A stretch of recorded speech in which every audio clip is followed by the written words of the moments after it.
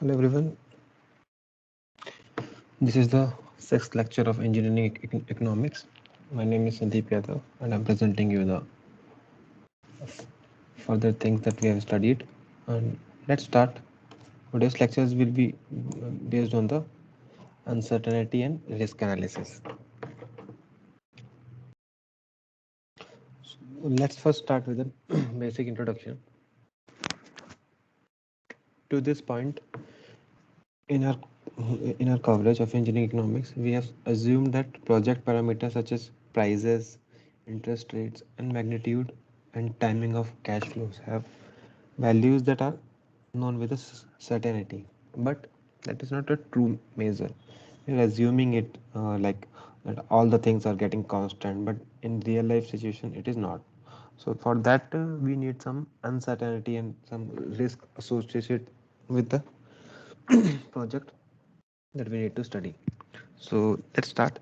In fact, many of these values are estimate and are subject to the uncertainty that I've already told you. Since the results of an evaluation can be influenced by various variation in uncertain parameters. It is important to know how sensitive the outcome is to variation in these parameters. So we will see how can we vary these parameters. And economic analysis are not complete unless we try to assess potential effect in the project uncertainties. So uncertainties are important and on the outcome of the evaluations.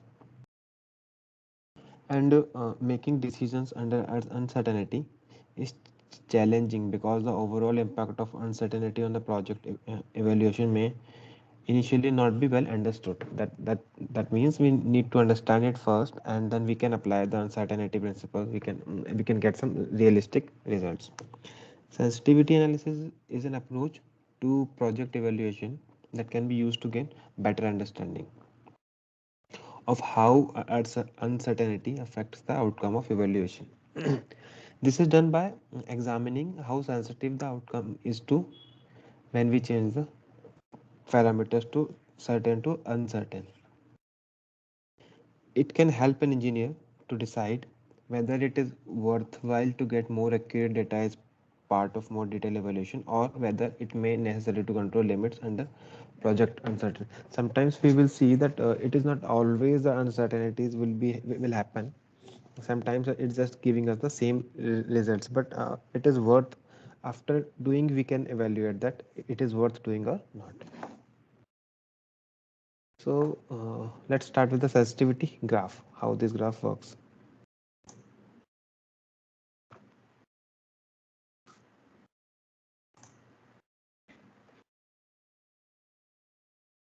Sensitivity graphs are used to assess the effect of one at a time changes in key parameters values of project on an economic performance measure. We usually begin with the base case.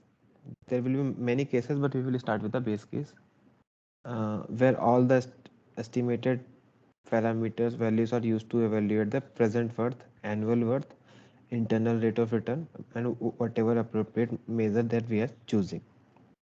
We can vary parameters above and below the base case, and holding all other at a constant. We will in the sensitivity analysis we will choose the parameter that we wanted to change, and then we will fix all other the parameters, and we will change only the one that we want to see the sensitivity. And we will see the how the project is being sensitive for that project, and how we should analyze this. A graph of changes in parameters measures brought about these one at a time parameters changes called sensitivity graph, and we will do one by one for all the factors for which we want to see the sensitivity.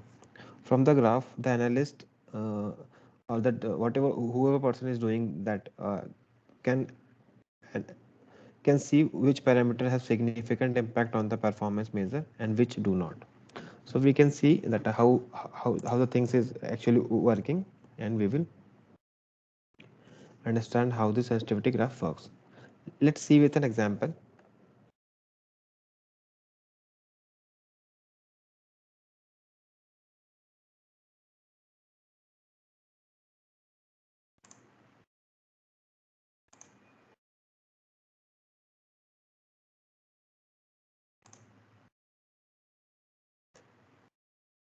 Just a minute.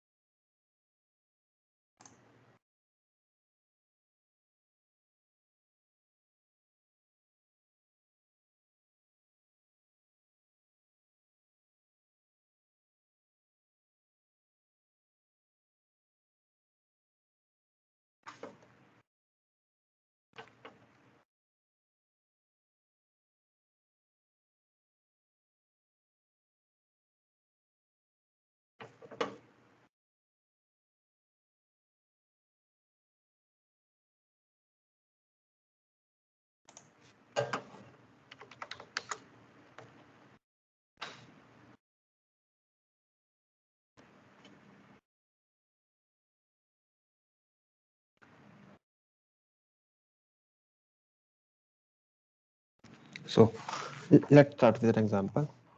There is a corporation that is named as Cogenesis Corporation is replacing its current steam power plant with a 6 megawatt cogeneration plant. They are replacing their current steam plant with a 6 megawatt cogeneration plant that will produce.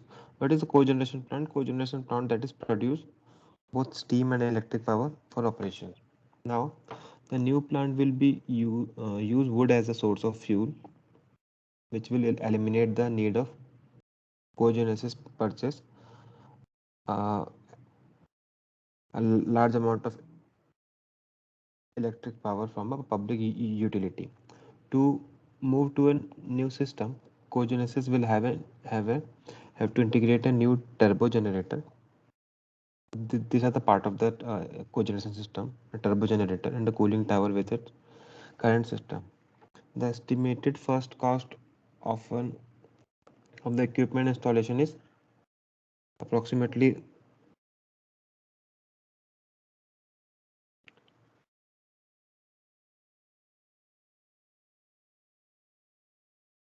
30 lakh dollars. Uh, through there is some uncertainty surrounding the estimate.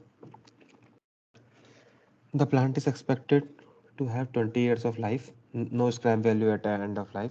In addition to the first cost, turbo generator will require overhaul, which is estimated $35,000 at a end of year 4, 8, 12, and 16. That means it needs to be replaced, a turbo generator, in every 4 years. The cooling tower will need an overhaul of 10 years, and expected cost is 17,000. Now, the cogeneration system is expected to have higher annual operating and maintenance costs than the current system and will require the use of chemical to treat the water used in the plants. These incremental costs are estimated to be $65,000 per year. That is an additional cost as compared to the current system.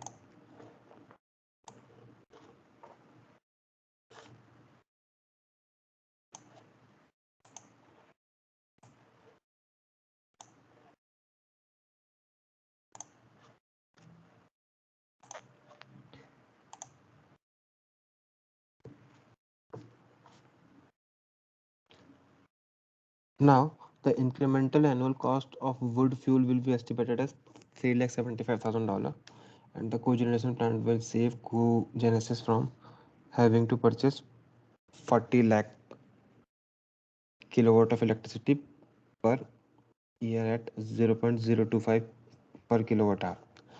It is having an annual saving of 1 lakh dollars.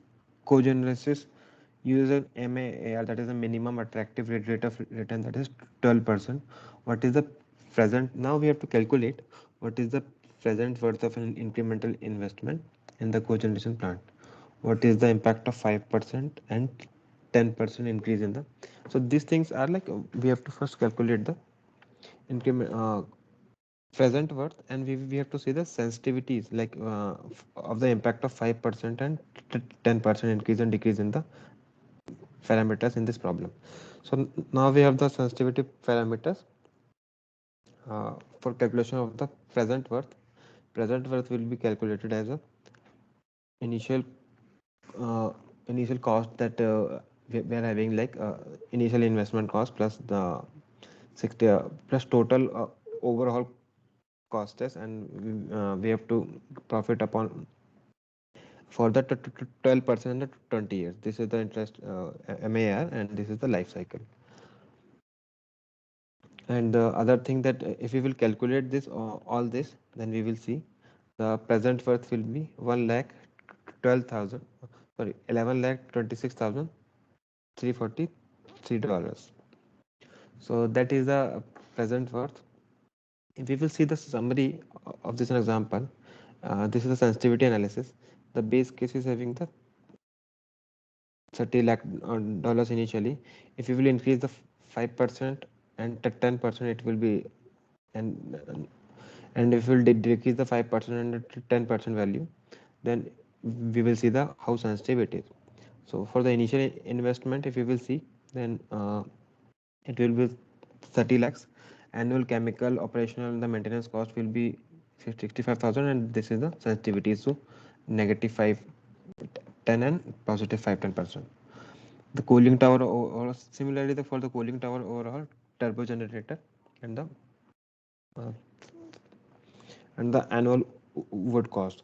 The annual savings in the electricity will be like this, and MAR will be, if you will change to this similarly in that manner, 5% and 10%, we will see the sensitivity.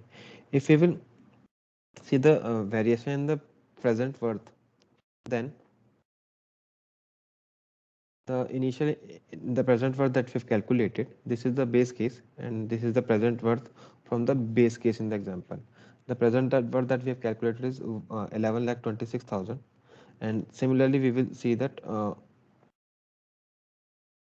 its sensitivity to the given parameters, and the other thing in the similar manner. Then we will see that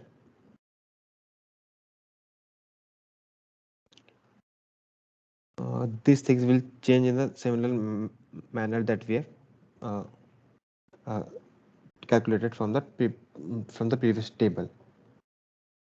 So let's see this graph. This is the sensitivity graph of that data that we have calculated. We have seen just previously. So their x-axis is showing a sensitivity between -10, 5, 0, 5, and 10%. And this is calculated as a present worth. From So if you will see the electricity saving from -10 to +10%, then most is the electricity saving is happening at the 10%. And if you will see that MAR and the first cost, that is showing almost the similar graph, and it is decreasing with the increasing the variation from the base case. And this horizontal line that is showing operating and maintenance cost, that is constant in all the cases that we have calculated. That operating and maintenance cost is constant in all the cases, almost all constant in all the cases.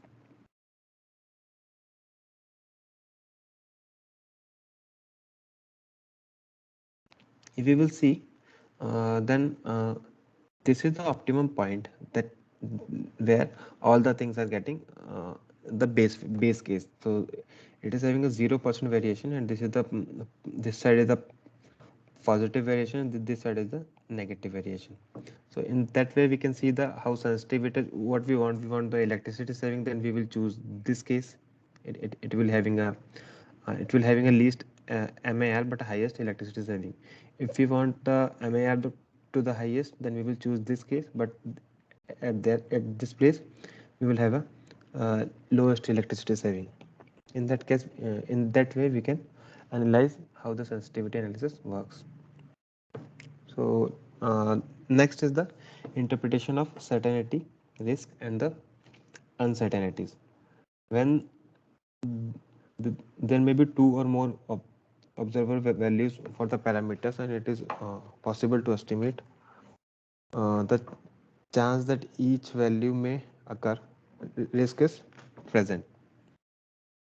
Suppose we have some certainties or uncertainties that there may be some more than one output, so there is a risk associated with that. So in that way we can say virtually all the decision making is performed under the risk. There is nothing that works without a risk, so risk is there in all the cases. Decision making under uncertainty means there are two or more values that are observable, but the chances of their occurring cannot be estimated, or no one is willing to assign the chances. The observable values in the uncertainty analysis are often referred as the states of nature. So these are the states of nature. Let's see with let's understand this with some example. Here, if you will see CMS in Fairfield, just a minute.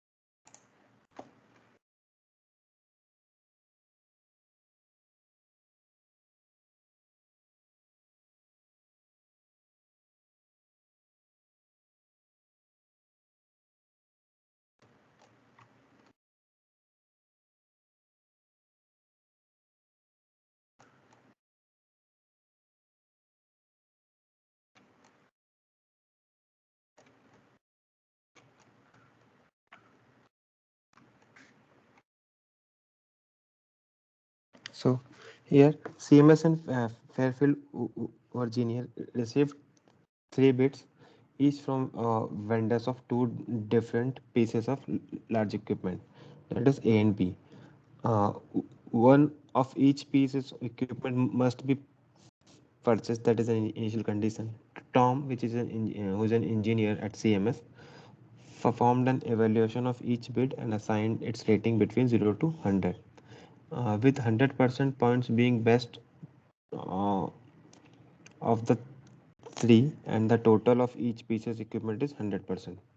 The bid amounts and ratings are shown at the top of the figure 19.1 that I will show you, and that is a bid that they're having. So if you will see,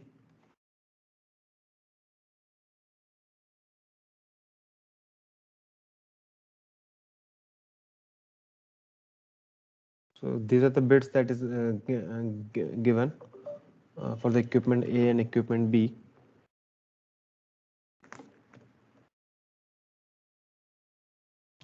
This is for the equipment A, this is for the equipment B, and these are their ratings.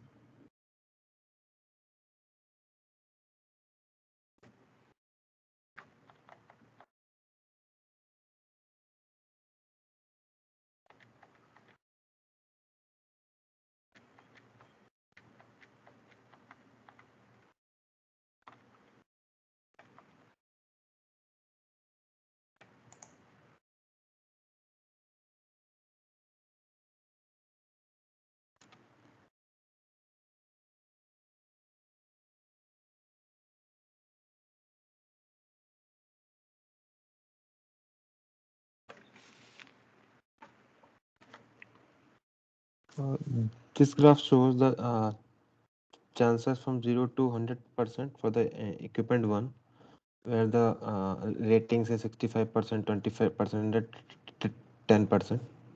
And this shows the similar for the equipment B. This shows the total graph in which the plot A shows the specific values, and this is the continuous range. Plot of cost estimate versus for each piece of the equipment and for the total cost range. This shows the total cost and this is the specific equipment cost. Now, what we have to calculate, we have to consider few things. That is, consider the ratings as a chance of 100 out of 100 that bid will be chosen, and the plot cost versus the chance for the each vendor that we have calculated.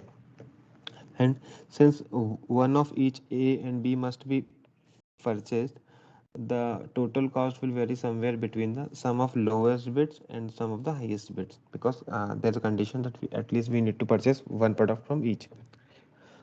Now, the plot the ranges with an equal chances from 1 to 40.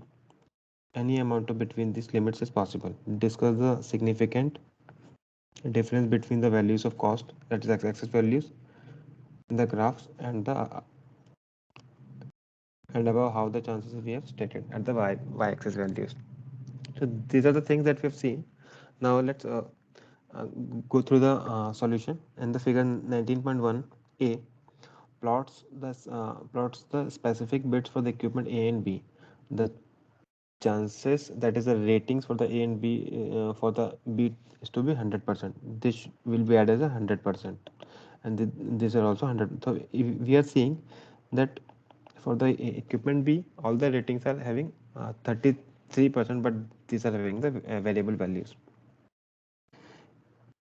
No values between the specific bits have any chance of occurring according to the single estimate bits of three vendors. Now, the ranges of total cost is between $11 million and $25 million, as shown in the figure. In the figure B, that is continuous range. This is our total cost graph.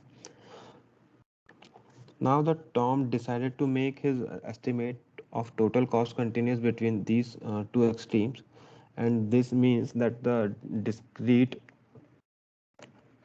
sum,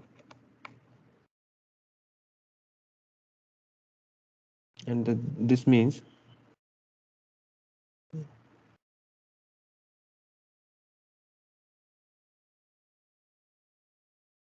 and this means sorry and this means that the discrete sum of bits, that is 11 millions and the 15 millions and 25 millions, are no longer used.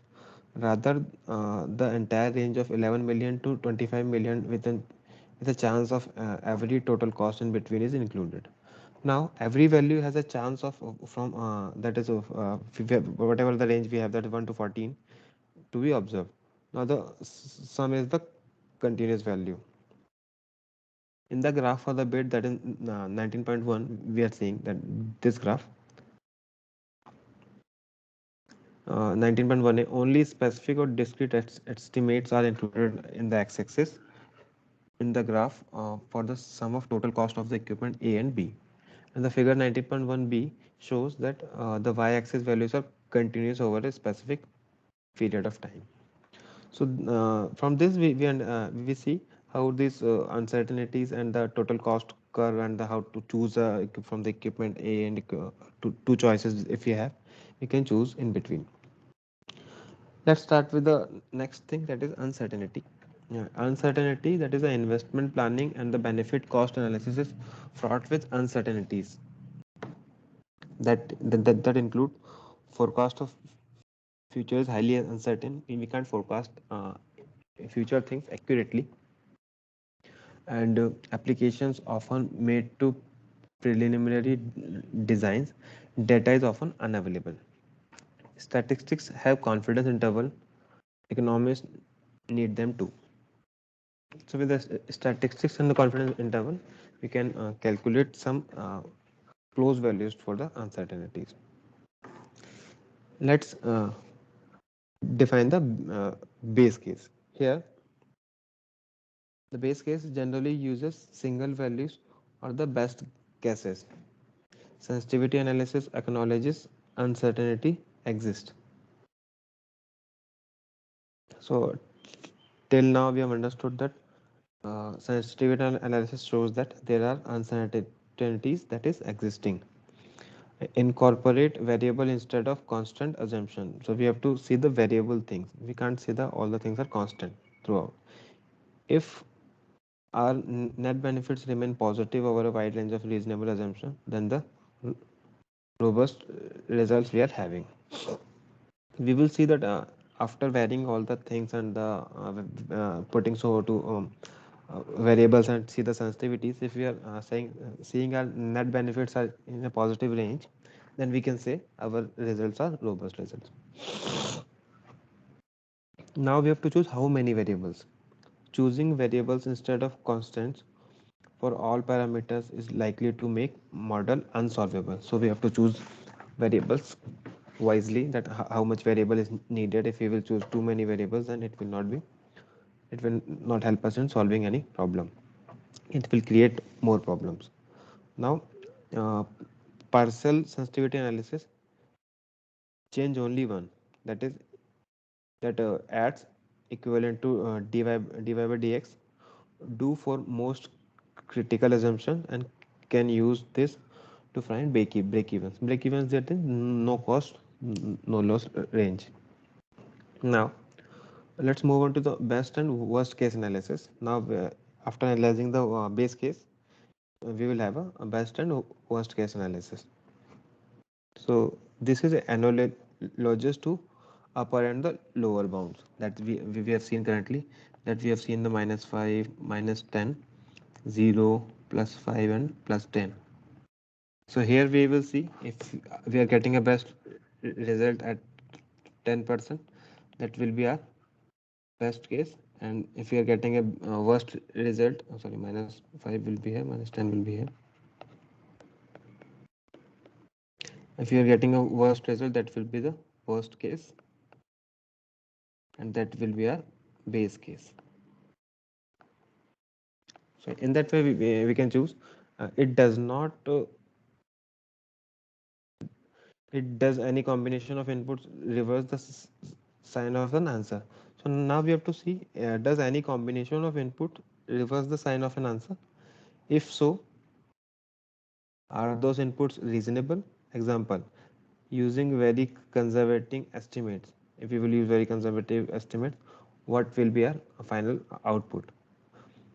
Might want NB to more than 0, but no when NB is that NB refers to net benefit, and but when no when NB is less than 0. It is similar to break-even analysis that we will see. Now let's do it with an example. There are three projects being considered: R, F, and W. R refers to the recreational, F refers to the forest preserve, W refers to the wilderness. Which should be selected? Now we are having a alternative. These are the benefits, these are the costs, these are the B2C ratio, and these are the net benefits. The B2C ratio is the benefits to cost ratio. We will having an alternative one.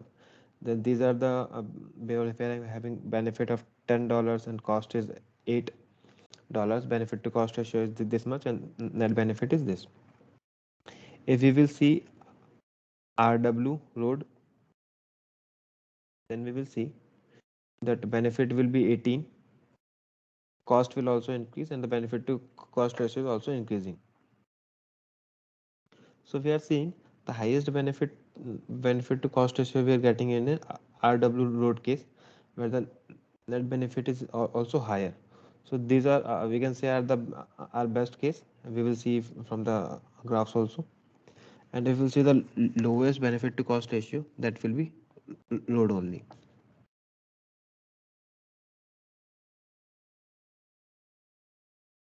Now if you will see the base case net benefits, R with road is having the highest net benefit that we have seen in that case also, that showing that and this road only will be having a least benefit to cost, that is net benefits.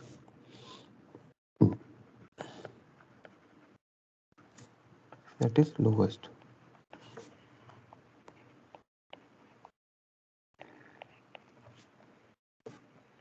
Now, if you see in another example, sorry, let's continue this example. What if we are told the benefit to cost of each product are uncertain by example plus minus of 10%? Now we will see the sensitivities.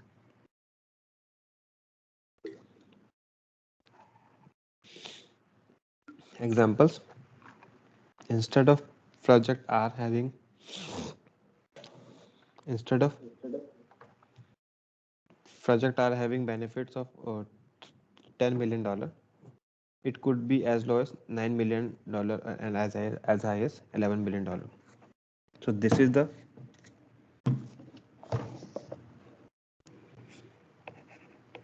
base case. This is the worst case, and this is the best case. Oh, sorry, best case. Yes, and we have to do repeat all the project combination. Now, which project is best? Now we are having alternative R. Similarly, RW, FW road, WWW road, and road only. The base case benefits will be highest in the FW road, but the benefits, if you will see, that will be equivalent in these two cases. These are the variations that we have changed. For the base case, that's plus 10 minus 10. For the base case cost, minus 10 plus 10. Can base case net benefits, worst case net benefits, and the best case net benefit. If we will do the similar thing that we have done for the previous graphs, we will see this is the light blue showing the worst case net benefits, and dark blue showing the best case net benefits. We are seeing that RW road is showing the highest best case net benefit, and road only is showing the lowest. Similarly, if we will see, but after this analysis, it is difficult to determine from this chart, can we do it better. Now, using the error and uncertainties bar, we will see that how this errors, so that example is complete. We can see that from this graph, after varying the sensitivities from minus 10 to plus 10, we can see how our output is changing. How can we make decisions? Now, there are other things that can make sensitivity and uncertainty and analysis better, that are using errors and uncertainties bar. It shows the original point as well as the range of uncertainty associated with the point. The range could be fixed numbers, percentage, standard deviation, and other things. Here, if you see the in the previous example, if you will see the error bar result, then this shows the RW road variation from 3 to 9. We are seeing FW similarly from 3 to 7, and the others similarly. Easier to see the results. Imagine moving ruler up and down in the axis. There is a range from 3 to 4 million with the 3 plus options possible. Here we are seeing from 3 to 4. We are having more than 3 options. One is this, and this. They are having this is having a range of $3 to $4. So we can say that can be a average case or average things. Now, after doing the uncertainties and certainties analysis with an sensitivity analysis, we'll start with a risk attitude. What is the risk attitude? Suppose we are having they're playing a game. There's a game. Which one would you prefer to play? Your choice is also drawn in the decision diagram from the figure 13.1. Here, game one is that win $30 with a probability of 0.5 and lose $1 with a probability of 0.5. So each is having the same probability, but there's a winning is more than the lose. And the game two is win 2000 with the probability of zero point 0.5 and the lose 1900 with the probability of zero point 0.5. So here we see there is a loss is less, and here loss is equivalent to profit. So if you wanted to play, you are giving a choice of 1 to 2, everyone will prefer to play game 1. Let's see. Game 1 is having a probability. These are the consequences. This is the decision. This is the decision tree. Now, game 1 has an expected value of 14.5. If you will see that, if you will average this, then it will see the expected value of 14.50. Game 2 on the other hand has an expected value of 50.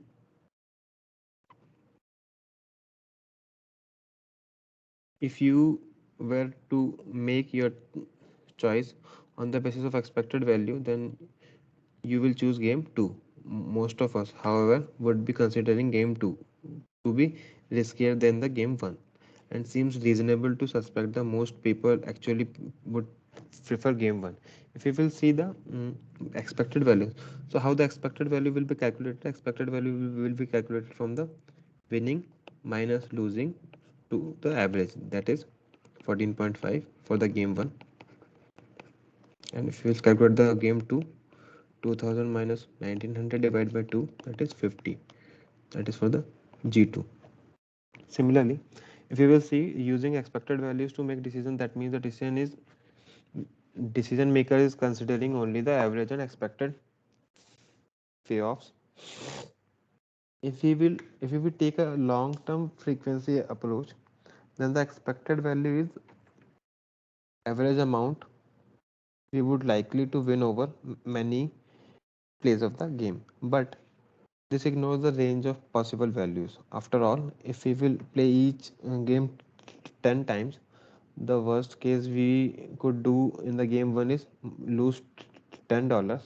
On the other hand, the worst case in the game 2 will be the $19,000. That is too much. So only saying the making the decision on the basis of the expected value is not reasonable. Now let's see the risk at averse behavior. Concavity is a utility curve implies that an individual is a risk averse. Imagine.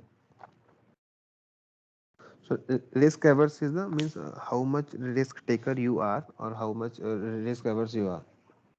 Here, imagine that you are forced to play the following game, where the probability is win of $500 with a probability of 0.5 and lose the 5. This is the one equal probability and the equal win and lose. Would you pay to get out of would you pay to get out of this situation? How much? The game has zero expected value. Here expected value will be 500 minus 500 divided by 2, that is 0.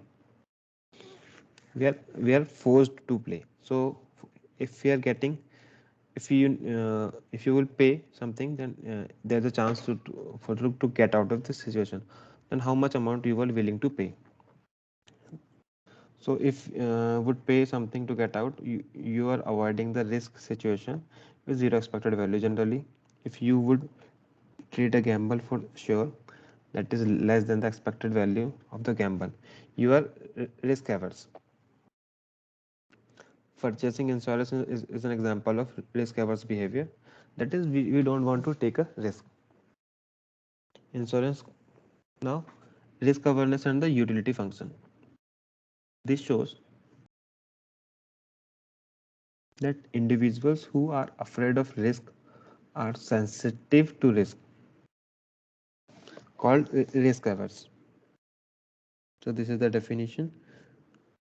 Individuals who are afraid of risk are sensitive to risk are called risk averse. We would explain risk aversion if we will think in terms of utility function. That is the figure 13.2. That is the utility function. That is the on the y-axis here is utility, and on the x-axis there is the wealth.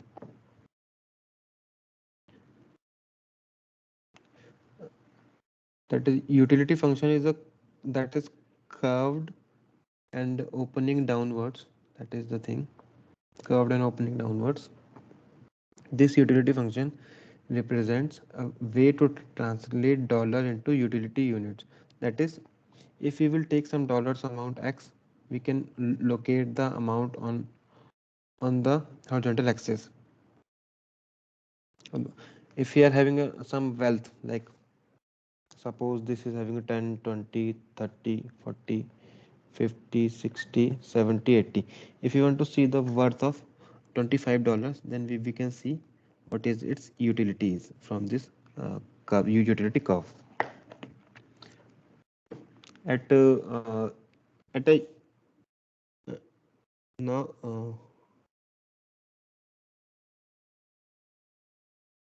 a utility function might be specified in the terms of graph uh, as given in the table and at a third form of the mathematical expression. So this is the utility function can be given ux is equal to log x, and these are the other functions that can be located. Now risk seeking behavior, that is the risk averse, or we can say the people who don't want to take risk, and the other behavior is the risk seeking behavior. So let's see this. Not everyone displays risk averse behavior all the time, and so utility curves need not to be concave. A convex opening utility curve indicate risk seeking behavior. The risk seeker might be eager to enter into the gamble. For example, he or she might pay to play the game just being described. An individual who plays a state lottery exhibits risk-seeking behavior, and the state lottery tickets are typically cost $1 and have an expected value of around 50 cents. Now, this is the graph. If you will draw upon all the risk efforts and the risk seeking behavior, this is the risk. This line shows the risk neutral. This shows the risk seeking. This shows the risk averse, and this is the utility function. If you want to see any wealth, if suppose this is $50, if you want to see, then we can see all the values associated the utility function we can see. So this is the utility function of that uh, risk averse. Risk averse. I will draw risk averse. This is for the utility function, that is, sorry,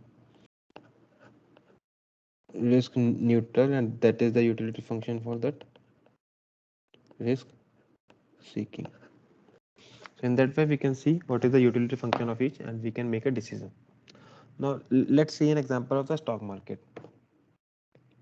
Here is a stock that is having EMVs have a high risk stock, that is 580, low risk is a 540, and the savings account is having a 500. Now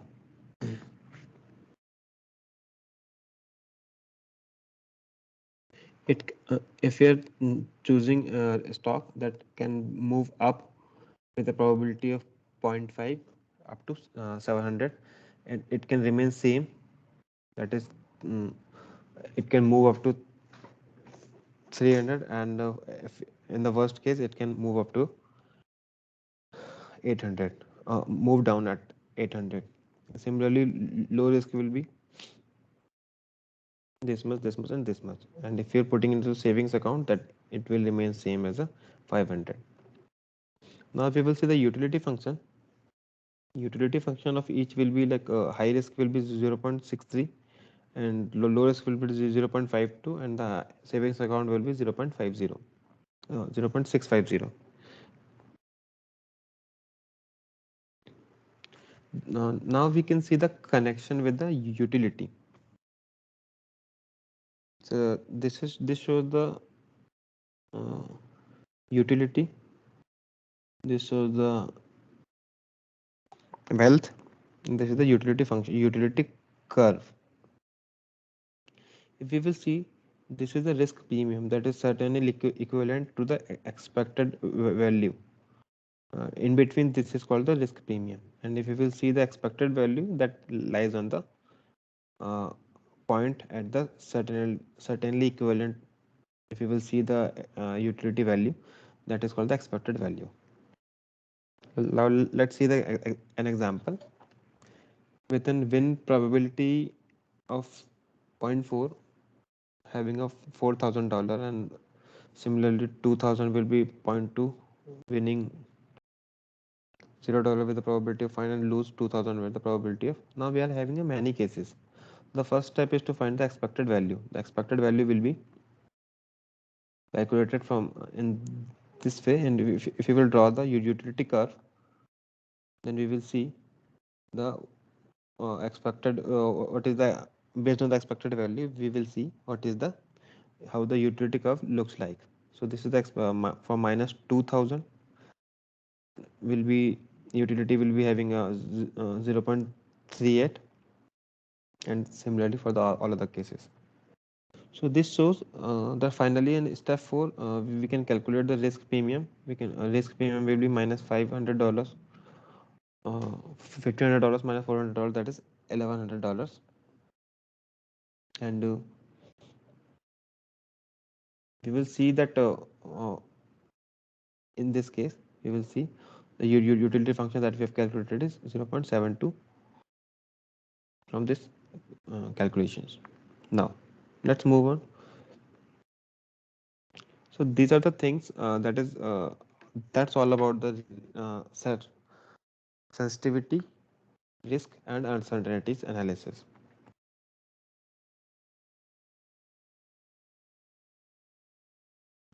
So in today's lecture we have understood what are the things we need to know about the certainties and the sensitivity analysis. These are the references that you can refer to get some more knowledge about the same topic.